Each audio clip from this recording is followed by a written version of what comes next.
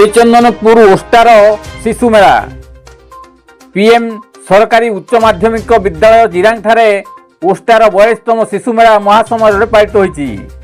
20टी विद्यालयर 150 जन छात्र छात्री 10टी विभाग में भाग नहीं। प्रतिभा विकास में ओष्टार 42 वर्ष धरी चेष्टा को साधारण प्रशंसा करा जायथिला। उद्घाटनी उत्सव में सभापतित्व करथिले ब्लॉक सभापति तथा विद्यालय अध्यक्ष सुनील कुमार पाइकराय। प्रारंभ में ब्लॉक संपादक कान्हुचरण सामल उद्देश्य ज्ञापन करने संगे संगे स्वागत भाषण प्रदान करथिले। मुख्य अतिथि भावे जिलार शिक्षा परिवार मुख्य जिला शिक्षा अधिकारी पूर्णचंद्र बरिया जोगदेई पिलामानकु बहु उपयोगी वार्ता प्रदान करथिले। राज्यपाल पुरस्कार प्राप्त तथा अवसर प्राप्त प्रधान शिक्षक रघुनाथ महाराणा जोगदेइथिले।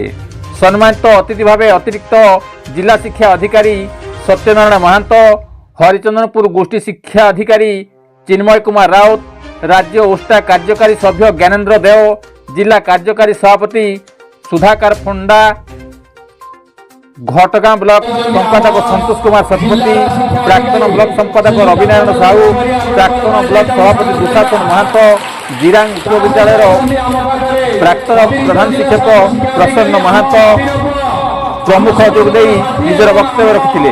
मंच संचालन करथिले हरिचंदनपुर बालिका विद्यालय प्रधान शिक्षक सुशांत सेठी।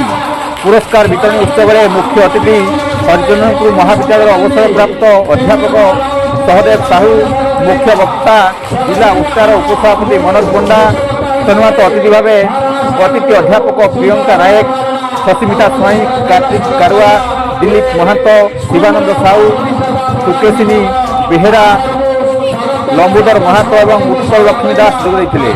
कार्यक्रम में स्कूल समस्त शिक्षक शिक्षयित्री और शिक्षा कर्मचारी सक्रिय सहयोग करथिले।